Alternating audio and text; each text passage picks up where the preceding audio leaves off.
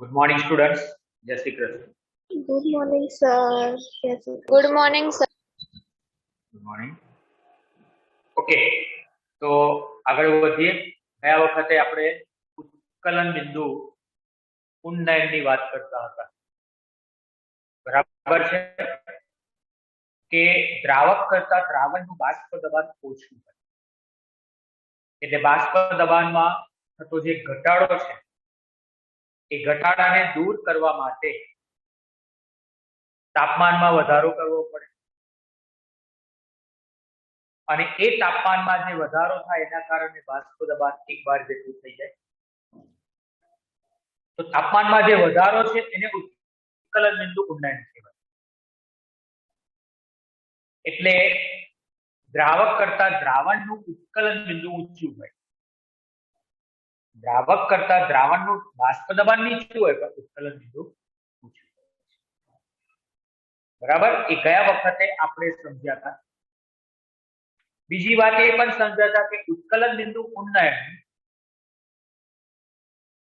બરાબર છે, delta TB, એ દ્રાવ્ય કણ સહિતની સાંદ્રતા પર આધાર રાખે છે, દ્રાવ્યના સ્વભાવ પર આધાર નથી રાખતો। એટલે દ્રાવ્ય કણ સહિતની સાંદ્રતા જો બધા દ્રાવણોની સરખી હોય તો એનું ઉત્કલન બિંદુ પણ સરખું જ હોય, બરાબર? કોઈના પણ મોલલ દ્રાવણ હોય, ગ્લુકોઝ, સુક્રોઝ, ફ્રુક્ટોઝ, કે જેની અંદર એક અણુ આવેલા હોય, એ બધાના જ ઉત્કલન બિંદુ એક સમાન હોય, એને મોલલ ઉન્નયન અચળાંક તરીકે ઓળખવામાં આવે, બરાબર છે? આ આપણે ગયા વખતે આલેખ સહિત બધું સમજ્યા હતા, એનું સૂત્ર પણ આપણે જોયું।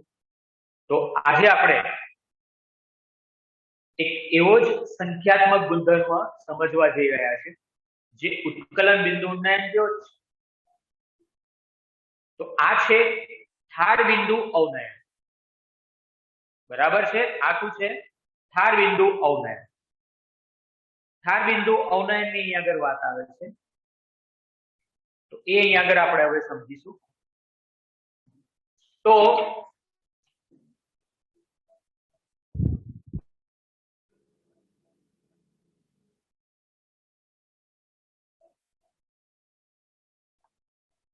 ઠાર બિંદુ અવનયન સમજતા પહેલા આપણે સમજવી પડે વ્યાખ્યા ઠાર બિંદુ। તો ઠાર બિંદુ એટલે સૌથી પહેલામાં પહેલા આપણી, બરાબર છે, ત્યાં ઠાર બિંદુ આવે, ઠારણ, પ્રવાહીમાંથી ઘન। તો ઠાર બિંદુની વ્યાખ્યા શું છે? કે જે તાપમાને, બરાબર છે,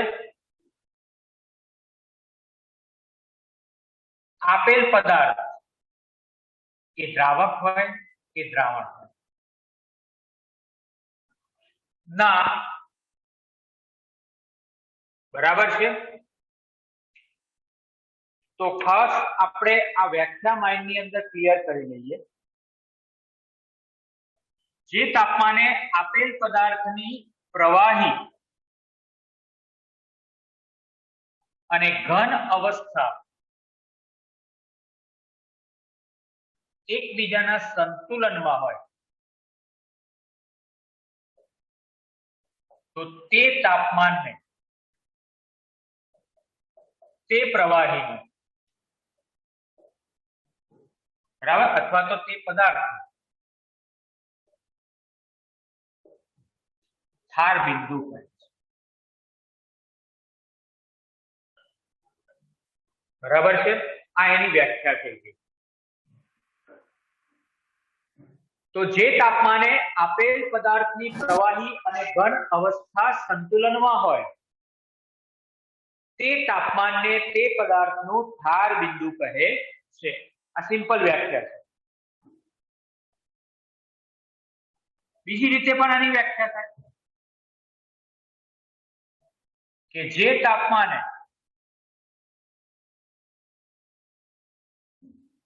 પદાર્થની પ્રવાહી અને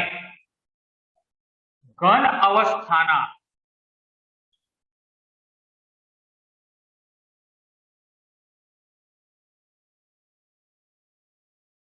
બાષ્પ દબાણ એક સમાન બને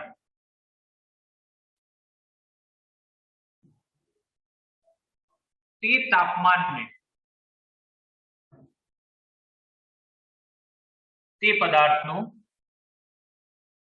ઠાર બિંદુ કહે છે. તો પ્રવાહી અને ઘન અવસ્થા છે પદાર્થની પ્રવાહી અને ઘન અવસ્થા, બરાબર છે. એના બાષ્પ દબાણ એક સમાન બને, બાષ્પ દબાણ એક સમાન થઈ જાય, એ તાપમાનને એ પદાર્થનું ઠાર બિંદુ કહે છે. ઉત્કલન બિંદુમાં પણ આ તો વ્યાખ્યા છે જ કે જે તાપમાને પદાર્થની પ્રવાહી અને વાયુ અવસ્થા, બાષ્પ અવસ્થા, એ બેના બાષ્પ દબાણ એક સમાન બને, એ બેના બાષ્પ દબાણ એક સમાન બને તો એને એ પદાર્થનું ઉત્કલન બિંદુ કહેવાય. સેમ અહીંયા આગળ પ્રવાહી ને ઘનની વાત કરે છે તો એને આપણે ઠાર બિંદુ તરીકે ઓળખીએ. હવે આપણે વાત કરીએ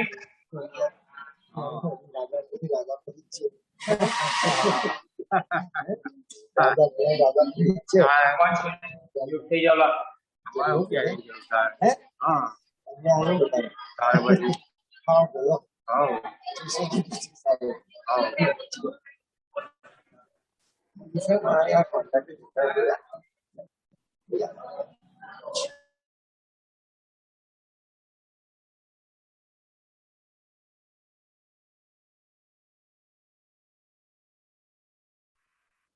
ચાલો અહીં ધ્યાન આપો.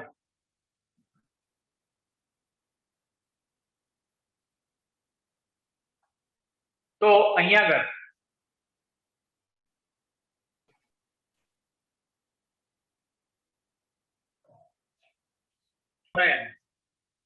ઠાર બિંદુ અવનયન કોને કહે? તો કે શુદ્ધ દ્રાવક હોય એ દ્રાવક કરતા દ્રાવણનું ઠાર બિંદુ એ નીચું હોય છે, બરાબર. એકલું પાણી લઈ લો તો પાણીનું ઠાર બિંદુ કેટલું થશે? પાણીનું ઠાર બિંદુ કેટલું થશે? 0 સેલ્સિયસ, બરાબર, 0 છે.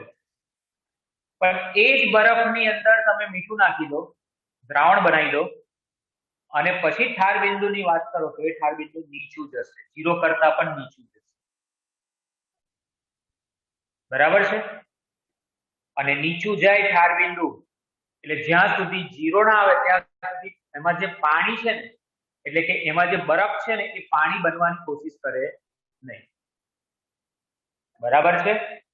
એટલે દ્રાવણનું ઠાર બિંદુ હંમેશા દ્રાવક કરતા, આ દ્રાવક છે ને આ દ્રાવણ છે, તો દ્રાવક કરતા દ્રાવણનું ઠાર બિંદુ નીચું છે, બરાબર છે. એટલે એ ઘન અવસ્થા જ રહે, ઘન તો રહે જ, બરાબર, પણ જ્યાં સુધી એમાં આવેલું દ્રાવક એ 0 ના થાય ત્યાં સુધી એ તો ઘન જ રહેવાનું છે. એટલે 0 આવે પછી એ પ્રવાહી. પાણીની જ વાત કરું છું આમ તો. દ્રાવક કરતા દ્રાવણનું ઠાર બિંદુ હંમેશા નીચું હોય છે. તો ઠાર બિંદુમાં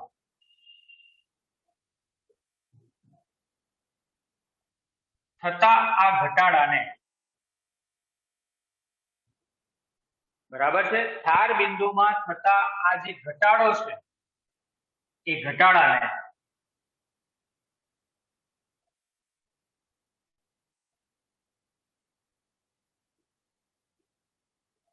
ઠાર બિંદુ અવનયન કહે છે. એને આપણે ઠાર બિંદુ અવનયન તરીકે ઓળખીએ છીએ, જેને ડેલ્ટા ટીએફ,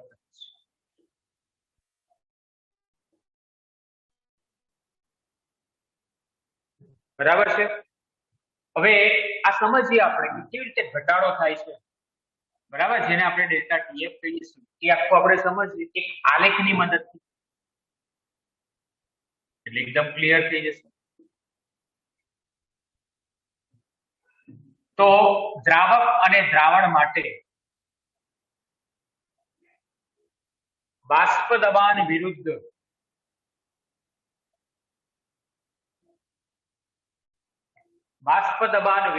તાપમાનનો આલેખ રજૂ કરવામાં આવે. બરાબર છે, આલેખ રજૂ કરીએ.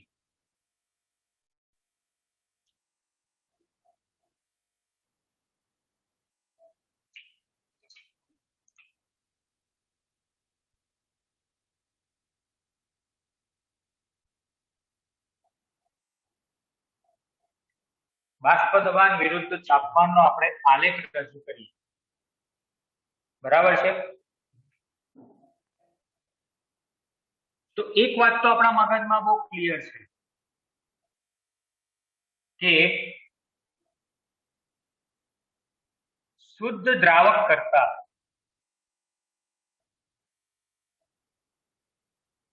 દ્રાવણનું જે બાષ્પ દબાણ છે એ તો નીચું છે,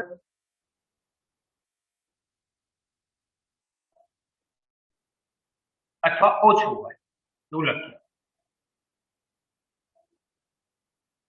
શુદ્ધ દ્રાવક કરતા દ્રાવણનું બાષ્પ દબાણ ઓછું એ આપણે રાઉલ્ટે કીધેલું જ છે, એ વાત તો બહુ સ્પષ્ટ છે. હવે હું અહીંયા આગળ આલેખની વાત કરું તો આ દ્રાવક છે, બરાબર છે, અને આ દ્રાવક તરીકે આપણે પાણી લઈએ તો એનું પ્રવાહી સ્વરૂપ છે. પણ આ જગ્યાએ એ પ્રવાહી છે એ ઘનમાં રૂપાંતર થવા પ્રયત્ન કરશે અને આ એનું ઘન સ્વરૂપ આવી ગયું. આ એનું ઘન સ્વરૂપ આવી ગયું. બરાબર, જેને આપણે શીત, બરાબર, શુદ્ધ શીત સ્વરૂપ તરીકે ઓળખીએ છીએ, એટલે ઘન સ્વરૂપ. તો આપણને ખબર હોવી જોઈએ કે આ તાપમાને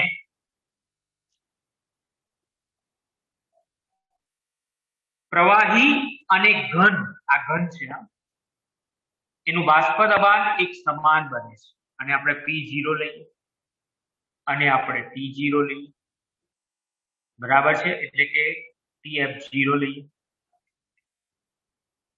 ઓકે, તો અહીંયા આગળ પ્રવાહી પાણી અને એનું ઘન સ્વરૂપ એટલે બરફ એ આ તાપમાને, જેને આપણે ઠાર બિંદુ તરીકે ઓળખીએ છીએ, આ તાપમાન, બરાબર છે, કે જ્યાં આગળ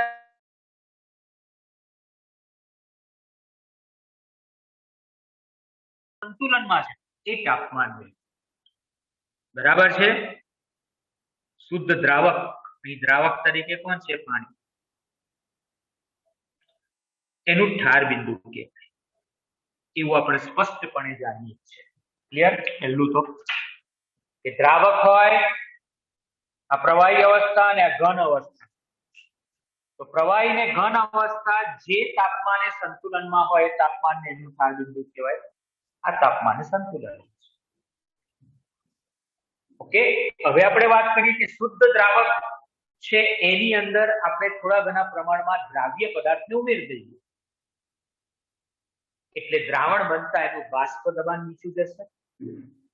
તો એનું બાષ્પ દબાણ નીચું ગયું, આ બન્યું દ્રાવણ. બરાબર, આ દ્રાવક હતું, આ દ્રાવણ, એનું બાષ્પ દબાણ નીચું ગયું. હવે આપણે વિચારીએ, એનું બાષ્પ દબાણ નીચું ગયું, આ તાપમાન પર આવો, આ જગ્યાએ. શું આ જગ્યાએ આ તાપમાને તમને દ્રાવણનું પ્રવાહી સ્વરૂપ, આ પ્રવાહી અવસ્થા છે, અને ઘન અવસ્થા દેખાય છે? નહીં દેખાય. જેમ દ્રાવકમાં કેવી દેખાઈ ગઈ કે ભાઈ ચલો આ તાપમાને આ ઘન શરૂ થઈ ગયું, એવું આ દ્રાવણની અંદર ઘન અવસ્થા આ તાપમાને તો નથી. ધેટ મીન્સ કે આ તાપમાન એ દ્રાવણનું ઠાર બિંદુ નથી, એટલે આ તાપમાને પ્રવાહી જ અવસ્થા છે, ઘન તો હજુ ક્રિએટ જ નહીં થઈ. તો દ્રાવણમાં ઘન ક્યારે ક્રિએટ થશે? હજુ આગળ જાઓ. હજુ આગળ જાઓ, હવે ધીમે ધીમે આગળ જઈએ. તો કે આ તાપમાને, બરાબર છે, આ તાપમાનની વાત કરીએ, આ તાપમાને એનું પ્રવાહી, દ્રાવણનું પ્રવાહી અને ઘન એ સંતુલનમાં આ તાપમાન, જેને આપણે TF1 કહીએ. તો આ જે તાપમાન છે એ દ્રાવણનો ઠાર બિંદુ થઈ ગયું.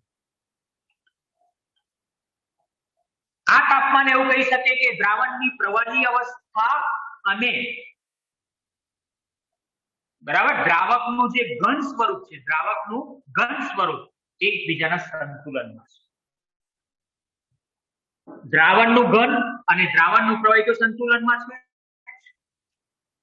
પણ દ્રાવકનું ઘન સ્વરૂપ પણ સંતુલનમાં છે.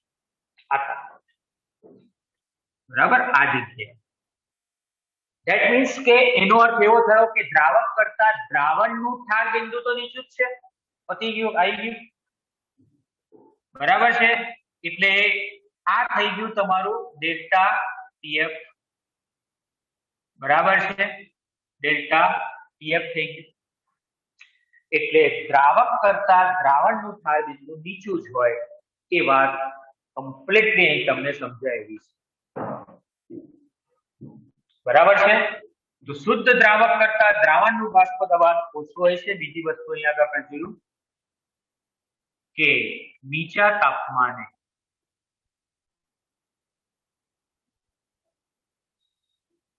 દ્રાવણની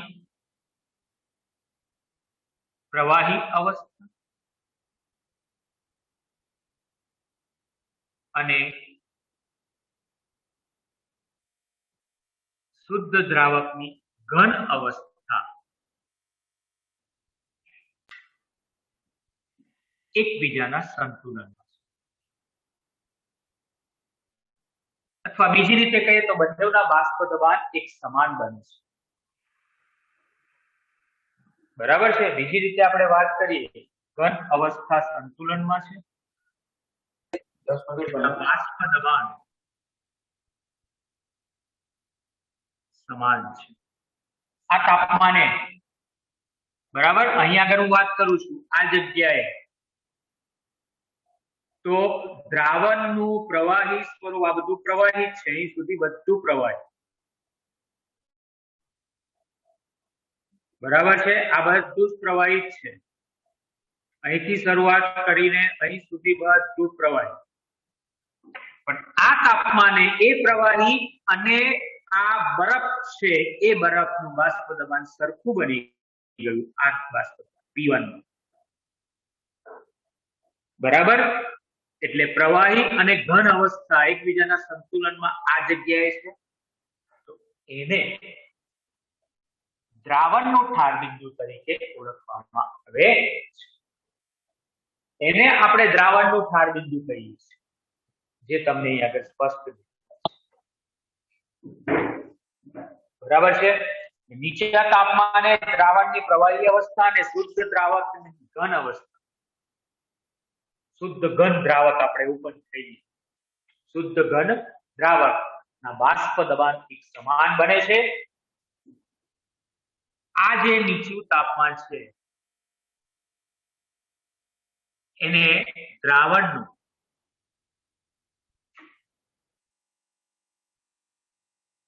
ઠાર બિંદુ કહે છે. એને આપણે દ્રાવણના ઠાર બિંદુ તરીકે ઓળખીએ. તો આ થઈ ગયું ઠાર બિંદુ અવનય. આ રીતે એની સમજણ છે. બરાબર. હું તમને એક એક્ઝામ્પલ આપું. દાખલા તરીકે આ રાજસ્થાન કુલ્ફી સેન્ટર વાળા હોય છે, બરાબર છે. ત્યાં તો લોકડાઉન છે એટલે કે સમયગાળો ઓછો છે એટલે બહુ જોવા ના મળે, પણ એ લોકો સાંજે 6 વાગ્યાથી બેસે, રાતે 11 વાગ્યા સુધી કુલ્ફી લઈને બેસે. એવી એવી જ કુલ્ફી તમને મળે. એમની પાસે કોઈ મશીન નથી, ડીપ ફ્રીજ લઈને નહીં જતા એ લોકો, બરાબર. લાલ કલરનું કપડું હોય એની અંદર હોય અને એવી એવી કુલ્ફી રહેતી હોય છે. તેનું કારણ શું? કે જે જગ્યાએ એ કુલ્ફી મૂકતા હોય છે એની આજુબાજુ બરફ હોય છે. એ બરફની અંદર એ લોકોએ મીઠું નાખેલું હોય છે. ઘણી બધી જગ્યાએ એ બરફની અંદર બરાબર છે, બીજો કોઈ પદાર્થ ઉમેરેલો જેથી કરીને એનું ઠાર બિંદુ નીચું જાય. બરાબર, દ્રાવણ બને એટલે ઠાર બિંદુ નીચું જાય એટલે તો ઠંડુ ઠંડુ જ રહે. અને એ થોડુંક કારણ કે કોઈ પણ પ્રણાલી સંપૂર્ણપણે નિરાળી હોતી નથી. ધીમે ધીમે ધીમે ધીમે એ પ્રવાહીમાં રૂપાંતર થવાનો પ્રયત્ન કરશે, પણ બરફ છે એને તો 0 સુધી જવું જ પડશે, પછી એ પાણીમાં રૂપાંતર થશે. એટલે ત્યાં સુધી તો એ પોતાનું બરાબર જે નીચું ઠાર બિંદુ છે તો જાળવી જ રાખે, એટલે પેલું બરફનો બરફ જ રહેશે અને એટલે પેલું ઠંડુ રહે પકડાય. એટલે દ્રાવક કરતા દ્રાવણનું ઠાર બિંદુ નીચું હોય એનો અર્થ શું થઈ ગયો કે ભલે નીચા તાપમાને બરાબર એ ઠારણ નીચું તાપમાને હોય ત્યાં જગ્યાએ પ્રવાહીમાં આવે, પણ પેલો બરફ તો આ તાપમાને આવશે ને, 0 તાપમાને એક ઘનમાં રૂપાંતર, ત્યાં સુધી તો એ બરફ જ રહેવાનો છે.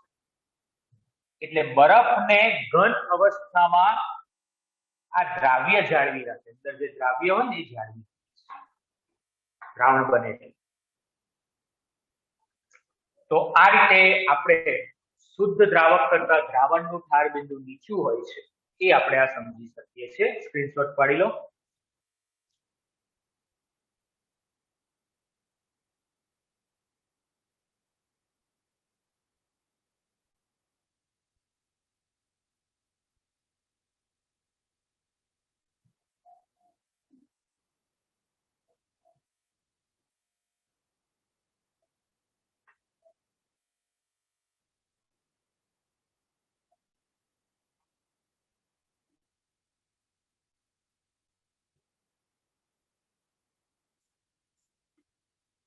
ચાલો હવે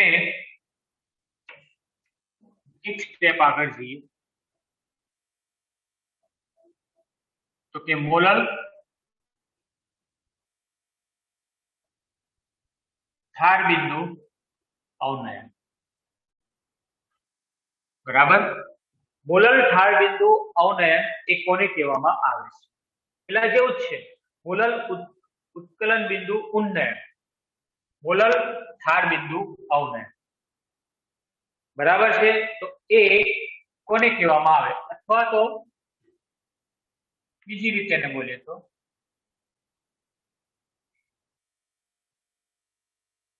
મોલર અવનયન અચળાંક. બરાબર, KF. તો પેલા જેવી જ વ્યાખ્યા છે કે ભાઈ 1 કિલોગ્રામ દ્રાવકમાં 1 કિલોગ્રામ દ્રાવકમાં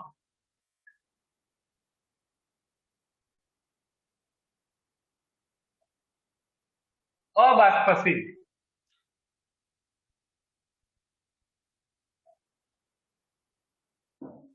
દ્રાવ્યનો 1 મોલ જેટલો જથ્થો ઓગાળતા બનતા દ્રાવણના ઠાર બિંદુમાં થતા ઘટાડાને મોલર અવનયન અચળાંક કહે છે. બરાબર છે, મોલર અવનયન અચળાંક KF તરીકે એને ઓળખવામાં આવે છે. એને આપણે મોલર અવનયન અચળાંક તરીકે ઓળખીએ છીએ.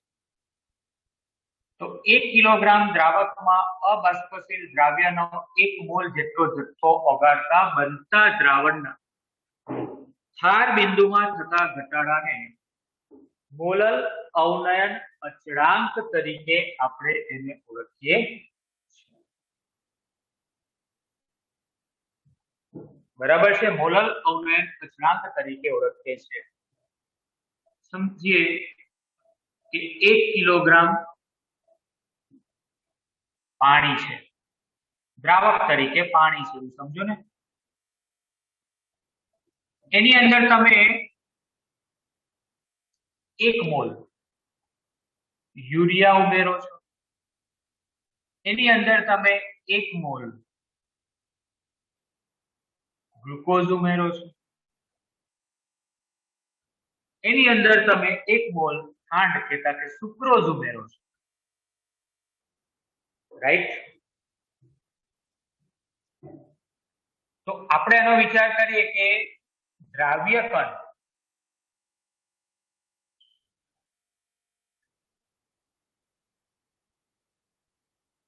સહિતની જે સાંદ્રતા છે,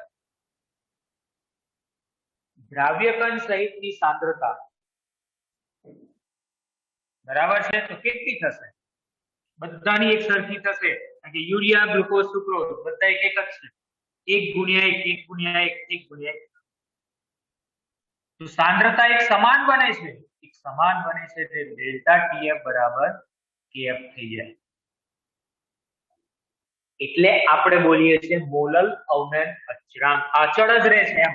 આ ત્રણેયનો કેએફ અચળ છે, એક સરખો જ છે, બરાબર છે. અને એટલે તો આપણે કહી શકીએ કે ડેલ્ટા ટીએફ એ દ્રાવ્ય કણ સહિતની સાંદ્રતા પર આધારિત છે.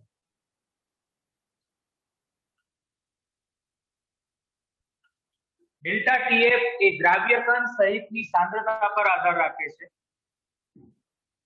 પરંતુ દ્રાવ્યના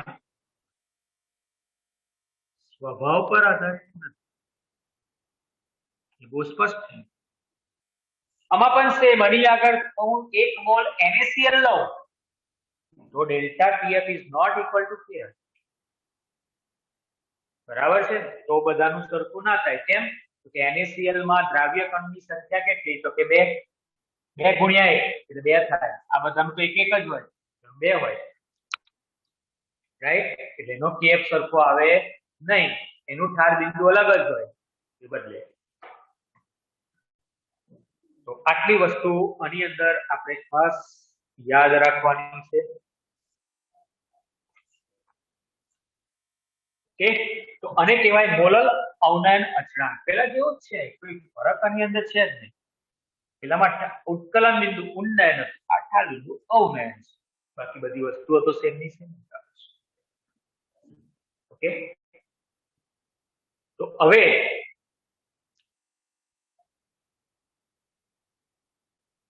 ઠાર બિંદુ અચળાંક છે, એનું સૂત્ર આપણે સમજીએ, સૂત્ર સાબિત કરીએ. તો એક્ઝામિનેશન પોઈન્ટ ઓફ વ્યૂ તમને ક્વેશ્ચન પૂછાય કે મંદ દ્રાવણ માટે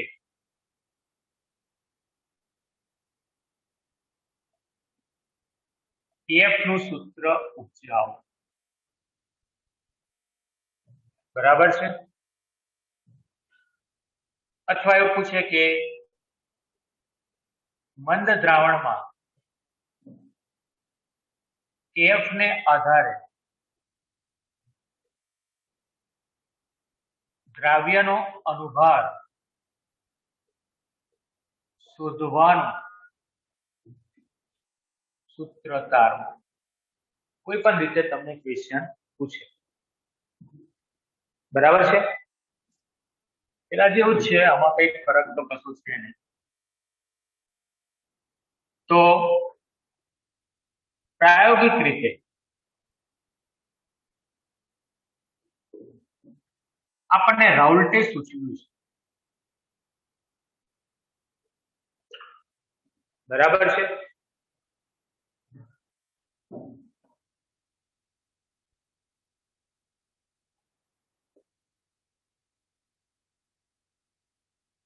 કે જ્યારે દ્રાવ્યને દ્રાવકમાં ઉમેરી મંદ અને આદર્શ દ્રાવણ બનાવવામાં આવે, બરાબર છે, ત્યારે મંદ દ્રાવણમાં, બરાબર, મંદ અને આદર્શ દ્રાવણ માટે બંને આપણે લખીશું. મંદ અને આદર્શ દ્રાવણ માટે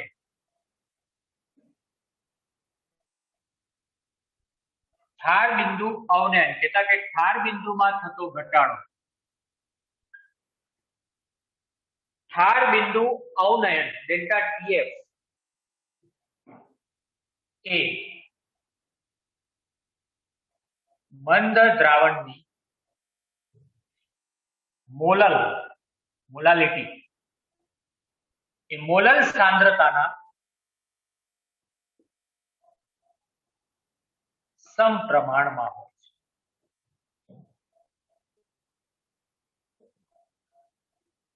તો પ્રાયોગિક રીતે એવું સૂચવ્યું છે કે મંદ અને આગળ દ્રાવણ માટે ઠાર બિંદુ અવનયન ડેલ્ટા ટીએફ એ મંદ દ્રાવણની મોલલ સાંદ્રતાના સમપ્રમાણની અંદર આપણને જોવા મળે છે. બરાબર, એના સમપ્રમાણમાં હોય છે એવું આપણને બહુ સ્પષ્ટ દેખાય છે. ધેટ મીન્સ કે ડેલ્ટા ટીએફ ચલે છે એમ, TF is equal to KF into M, જ્યાં કેએફ ને શું કહેવાય તો કે મોલલ અવનયન અચળાંક તરીકે આપણે ઓળખીએ છીએ. મોલલ અવનયન અચળાંક તરીકે આપણે ઓળખીએ છીએ. હવે m બરાબર શું એ તો આપણે જાણીએ છીએ, દ્રાવ્યનું વજન છેદમાં દ્રાવ્યનો અનુભાર 1000 છેદમાં દ્રાવકનું વજન ગ્રામમાં, એવું આપણે જાણીએ છીએ. આની અંદર કિંમતો મૂકી દો. Delta TF is equal to KF into W ના છેદમાં MW into 1000 divided by W થઈ ગયું. હવે મારે શું કરવાનું છે કે KF ને સૂત્ર કરતા બનાવવાનું છે. તો KF is equal to delta TF into MW W0 W into 1000 થઈ ગયું. તૈયાર, બરાબર છે. તો પેલાના જેવું જ છે, એમાં આપણે કેબી લખતા હતા અને અહીંયા આગળ ડેલ્ટા ટી, આ બધું એનું એ જ છે, પણ ટીએફ ની જગ્યાએ ત્યાં ટીબી આવતું અને કેબી ની જગ્યાએ અહીંયા આગળ કેએફ આવે છે. ફરક તો કશું છે જ નહીં, એની એ જ વસ્તુ છે. એકમ પણ સેમ જ છે, એકમ કઈ ચેન્જ ના થાય. કેલ્વિન અથવા તો અંશ સેલ્સિયસ, કિલોગ્રામ મોલ ઇનવર્સ એ આપણો એકમ, એ પણ સેમ જ છે, એ કોઈ દિવસ ચેન્જ થશે નહીં. તો આ રીતે આપણે કેએફ નું સૂત્ર ઉપજાવી શકીએ છીએ. બંને સૂત્રમાં તો સેમ સિમિલારિટી છે, ખાલી ઉત્કલન બિંદુ ઠાર બિંદુ ચિહ્નો જ બદલાય, બાકી તો બધી વસ્તુ એની એ જ છે. ઓકે, તો આ રીતે આપણે કોઈ પણ થિયરી હોય એને આપણે આ રીતે લખી શકીએ. ઠાર બિંદુની હોય કે ઉત્કલન બિંદુની હોય, બંને છે સેમ જ. આ રીતે આપણે એને સમજાવી શકીએ છીએ. ઓકે, સ્ક્રીનશોટ પાડ લો.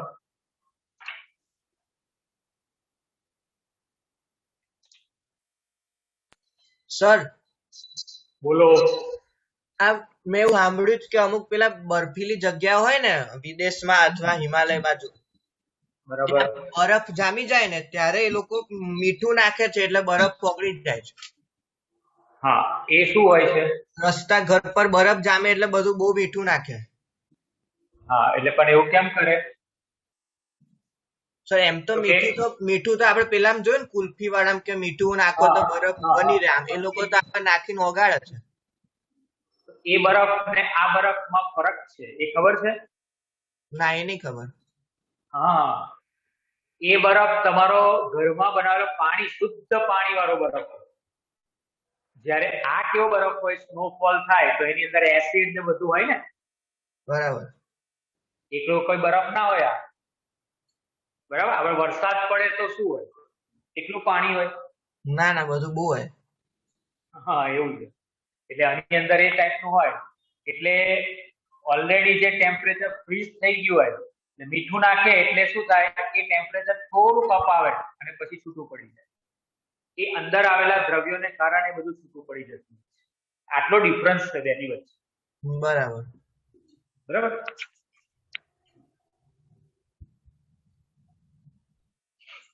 ચાલો લખી લીધું. તો હવે આપણે આના જે એક્ઝામ્પલ છે એ એક્ઝામ્પલ પર જઈશું. ધાર બિંદુ અને ઉત્કલન બિંદુ આ બે રાઉન્ડના બે સંખ્યાત્મક ગુણધર્મો થયા. બરાબર છે. અને એ બે સંખ્યાત્મક ગુણધર્મ છે એ સંખ્યાત્મક ગુણધર્મને આધારે કઈ રીતના ક્વેશ્ચન એટલે કે એક્ઝામ્પલ પૂછાય છે એ એક્ઝામ્પલ પર આપણે વન બાય વન જઈએ.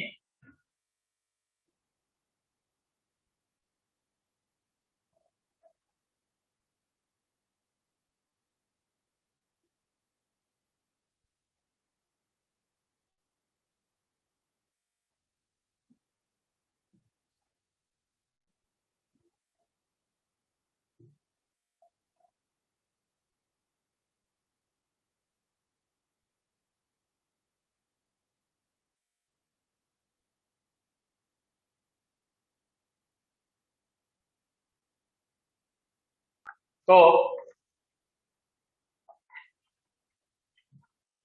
ઉત્કલન બિંદુ, ઉન્નયન અને ઠાર બિંદુ અવનયનના બધા એક્ઝામ્પલ છે. એનું હેડિંગ તમે મારી રાખજો કે ઠાર બિંદુ અને ઉત્કલન બિંદુ એના એક્ઝામ્પલ. બરાબર. બધી જ ટાઈપના આવશે. જે ડબલ યુનિટ ની અંદર પૂછાતા પણ એક્ઝામ્પલ તમને અંદર જોવા મળશે. ચાલો પહેલું એક્ઝામ્પલ નંબર 1 કે 10 ગ્રામ દ્રાવ્ય પદાર્થ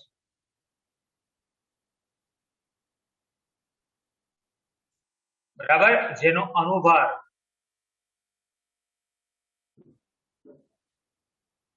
એ 100 ગ્રામ પ્રતિ મોલ.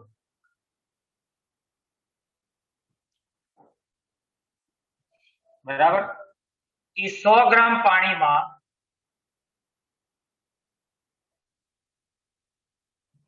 દ્રાવ્ય કરવામાં આવે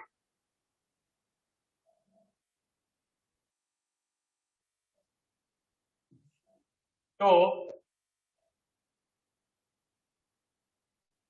દ્રાવકનો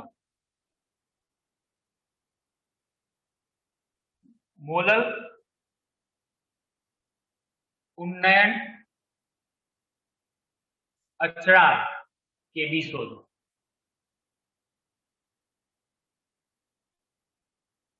બરાબર છે. આ ક્વેશ્ચન છે. આમ તો બહુ સિમ્પલ ક્વેશ્ચન છે કે 10 ગ્રામ દ્રાવ્ય પદાર્થ છે W 10 ગ્રામ છે એનો અણુભાર આપી દીધો કે 100 ગ્રામ છે પ્રતિ મોલ અને 100 ગ્રામ પાણીમાં દ્રાવ્ય કરવામાં આવે છે તો દ્રાવકનો મોલલ ઉન્નયન અચળાંક કેબી શોધો. બરાબર છે. તો હવે આપણા સૂત્ર પ્રમાણે ચાલીએ. Delta TB is equal to KB into M. બરાબર છે. ડેલ્ટા ટીબી આપણે અચળાંક શોધવાનો છે. Delta TB is equal to KB into બરાબર છે એમ. એમ એટલે શું? W ના છેદમાં MW 1000 ડિવાઇડેડ બાય W0. કિંમત મૂકી દઈએ કે W કે 10 ગ્રામ. અહીં તમને કેબી ની વેલ્યુ આપેલી છે. અરે કેબી શોધવાનું છે. બરાબર છે. એટલે એની વેલ્યુ તમને નહીં આવે. શોધવાનો હશે તો આપશે. તો KB into 10 divided by 100 into 1000 divided by 100. બરાબર. એટલે આ બધું તો ઉડી ગયું. જવાબ શું આવ્યો? તો ડેલ્ટા ટીબી બરાબર કેબી. બરાબર. આ ઓપ્શન વાળો છે એટલે ઓપ્શન ની અંદર તમને 4 ઓપ્શન આપેલા જ હતા. મેં નતા આપ્યા અહીંયા આગળ. મેં તમને જાણી જોઈ નતા લખ્યા. 10 બરાબર. બીજો ઓપ્શન છે 10 ડેલ્ટા ટીબી. ત્રીજો ઓપ્શન છે ડેલ્ટા ટીવી અને ચોથો ઓપ્શન છે ડેલ્ટા ટીવી બાય 10. એટલે આ જવાબ આપણો આવી ગયો. બરાબર છે. એમસીક્યુ ની અંદર પૂછાય એટલો સિમ્પલ એક્ઝામ. બીજો લઈએ.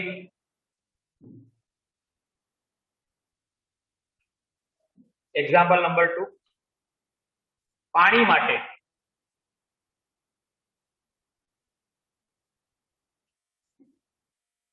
કેબી બરાબર 0.0 અરે 0.513 અંશ સેલ્સિયસ કિલોગ્રામ મોલ ઇનવર્સ. જો 0.1 મોલ ખાંડ લેવામાં આવે, બરાબર, C12H22O11 ને 200 મિલીલીટર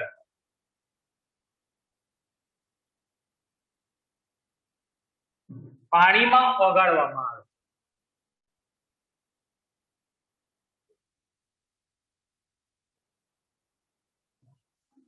તો બનતું દ્રાવણ એક વાતાવરણ દબાણે કયા તાપમાને ઉતરે?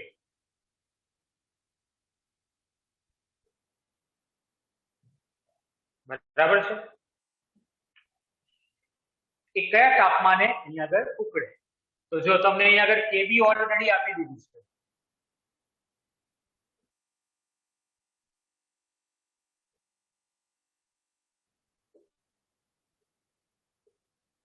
બરાબર. મોલ આપી દીધા છે n, 0.1 મોલ ખાંડ આપી દીધી છે અને પાણીનું કદ આપેલું છે 200 મિલીલીટર. બરાબર છે. તો અહીંયા આગળ આપણને વાત કરી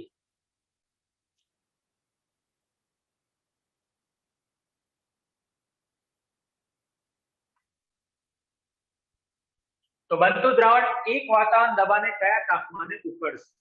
એટલે એક વાતાવરણ દબાણનો અર્થ શું થાય કે એનું ઉત્કલન બિંદુ આપણને પૂછેલું છે, ઉત્કલન બિંદુ પૂછેલું છે.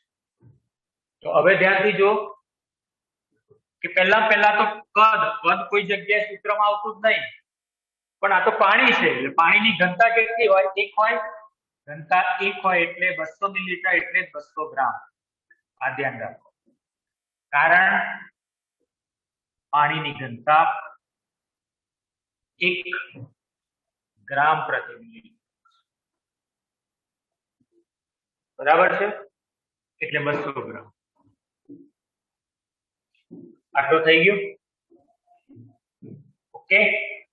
તો આપણને પૂછ્યું શું? Delta TV.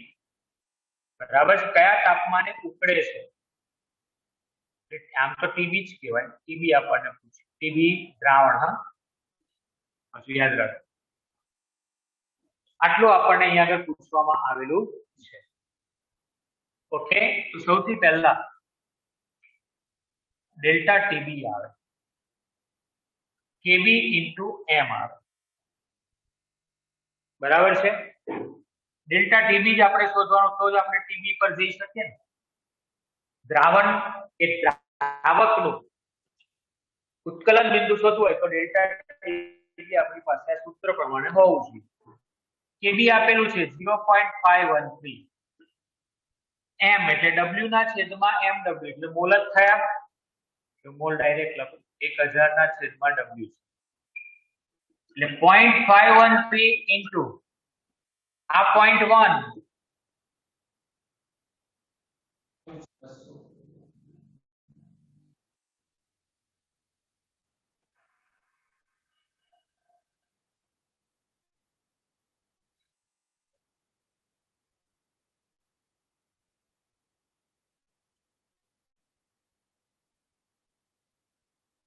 ઓકે, સંભળાય છે? હા સર. Oh, sir. ઓકે, તો 0.513 into 0.1 into 1000/200 એટલે આ તો 5 થઈ ગયા. હવે એક સિમ્પલ કેલ્ક્યુલેશન છે, આનો આપણે ગુણાકાર કરીએ તો જવાબ શું આવશે? 0.2565.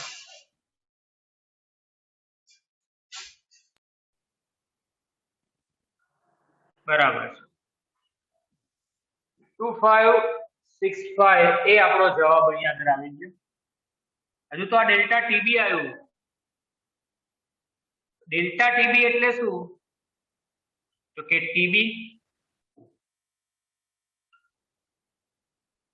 બરાબર છે, સોરી, ટીબી દ્રાવણ માઇનસ ટીબી પાણી. બરાબર છે. હવે પાણીનું ઉત્કલન બિંદુ તો આપણે જાણીએ જ છે. પાણીનું ઉત્કલન બિંદુ શું હોય? 100°C. એ તો ફિક્સ છે. પાણીનું જે ઉત્કલન બિંદુ છે એ 100°C. એ તો ફિક્સ છે. બરાબર છે. તો હવે અહીંયા આગળ ટીબી આપણે દ્રાવણ જોઈએ એટલે ડેલ્ટા ટીબી વત્તા ટીબી પાણી.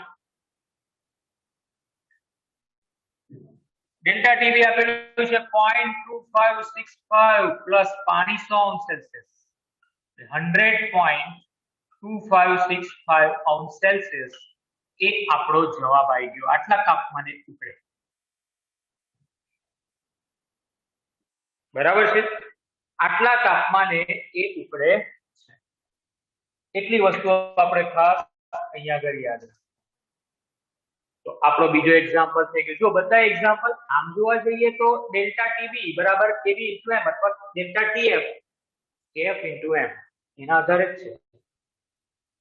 બરાબર છે. કોઈ અલગ રીતે નથી. એના આધારે જ આપણે આ જોઈ શકીએ છીએ. એના આધારે તમને બધું શોધવાનું આવશે. કોઈ વાર બોલ શોધવાના આવે, કોઈક વાર દ્રાવ્ય અને દ્રાવકનો અનુભાર શોધવાનો આવે. બરાબર, બધી વસ્તુ અહીંયા જ શોધવાની તમને આવશે.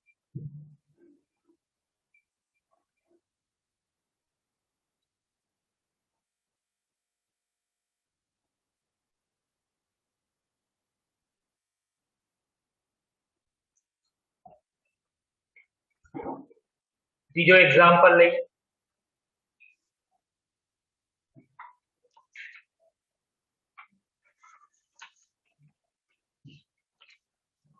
%2.5 W/W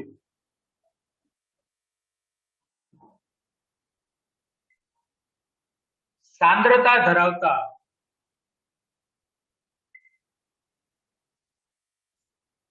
યુરિયાના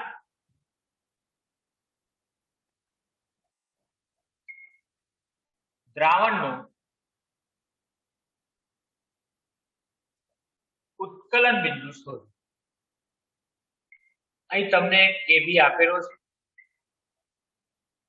4 kelvin kilogram mall inverse. આ તમને આપેલું છે.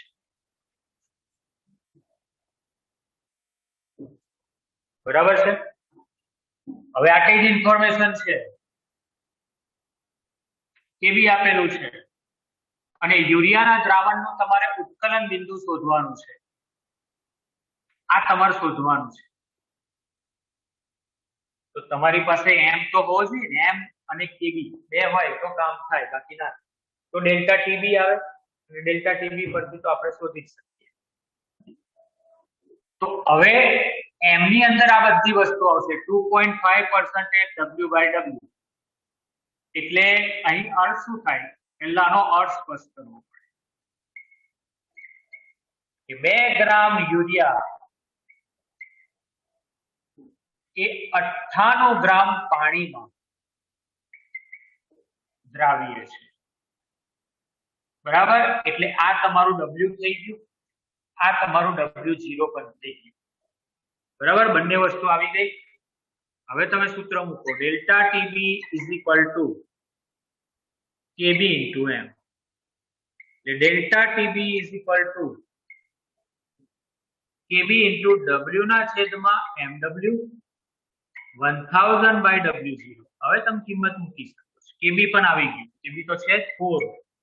ડબલ્યુ આવી ગયો. હવે 2 ગ્રામ યુરિયા છે એટલે એનો અનુભાર કેટલો 60 બરાબર છે 1000 અને W0 98.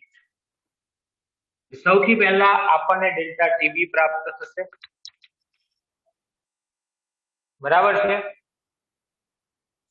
ઓકે, હવે સોરી આપણે 2.5 હતું, ભૂલમાંથી 2 લખી કાઢ્યું એટલે આ 97.5 બરાબર ને. આ 2.5 અને આ 97.5. હવે કેલ્ક્યુલેશન આપણે કરીએ. બરાબર છે. તો ડેલ્ટા ટીબી આપણને કેટલું મળે 1.70 અંશ સેલ્સિયસ. આટલો જવાબ આવશે ડેલ્ટા ટીબી ની વાત કરું છું. તો ડેલ્ટા ટીબી આપણે કેલ્ક્યુલેશન કરીશું તો આપણને જવાબ આટલો મળશે. હવે ડેલ્ટા ટીબી તો આપણે જાણીએ છીએ ટીબી દ્રાવણ માઈનસ ટીબી પાણી. તો આપણે તો ટીબી દ્રાવણ જોઈએ ભાઈ.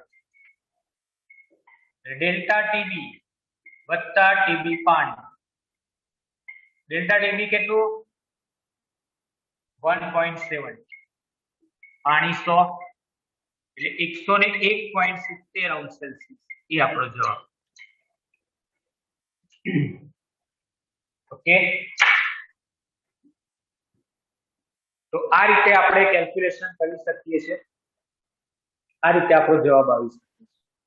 એટલે ડિફરન્ટ ફ્લેવર આવે તમારે, અલગ અલગ વેરાયટીઝ કહેવાય. બરાબર. આવું પૂછે, કોઈ વાર મોલ અંશે આપી દે, કોઈ વાર મોલારિટી આપી દે, એમાંથી મોલારિટીમાં જવું પડે. આવું બધું ઘણું બધું આવે. બરાબર છે. આ રીતે આપણે કેલ્ક્યુલેશન કરીને કરવું જોઈએ. તો આટલી વસ્તુ ખાસ આપણે યાદ. હા બોલો બોલો બોલો બોલો. ના, NH2CO NH2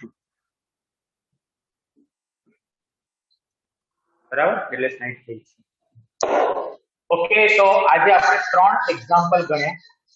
બાકીના એક્ઝામ્પલ આપણે આવતીકાલે ગણીશું. આપણે આવતીકાલે બીજો એક એક્સ્ટ્રા લેક્ચર પણ લેવાના છે, આવે જ છે JEE નીટનો. પણ એની અંદર જ આપણે આ એક્ઝામ્પલ કરીશું, એમાં JEE નીટ તો આવવાનું જ છે. એટલે આપણે આવતીકાલે 2 લેક્ચર્સ થશે.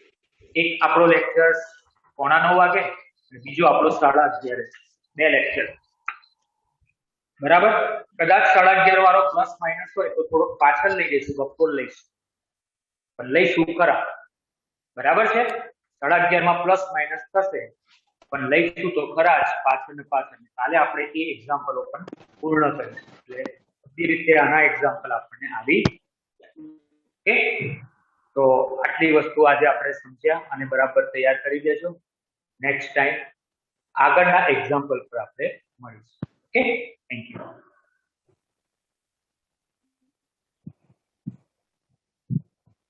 બાય. જય સ્વામિનારાયણ. જય સ્વામિનારાયણ. જય સ્વામિનારાયણ. We'll